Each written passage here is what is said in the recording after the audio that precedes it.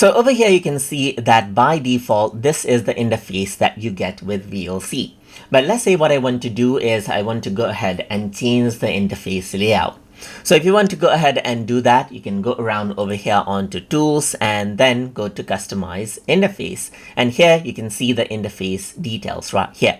So you can see that the play button is here, and then you got a bit of gap right here. You got the stop button, but you can go ahead and click and drag it right here just like this and keep it right here. You can go ahead and then let's say, for example, drag these things out right here, drag it here and so forth.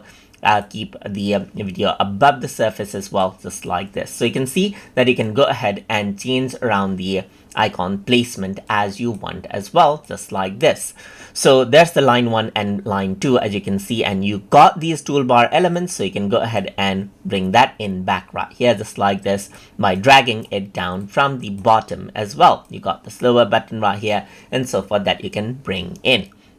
You got the time toolbar as well, as you can see. So you want to go ahead and add in some buttons over there, you can do that as well. You can also see flat buttons or big buttons or native slider right here. But anyways, you got the advanced widgets, so you can go ahead and add in more to it as well. And even in the full screen controller, you can go ahead and make changes.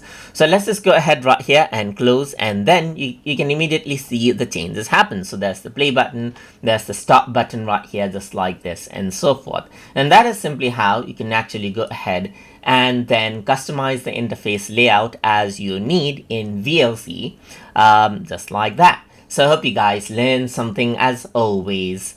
And as always, please like, comment, share, and subscribe.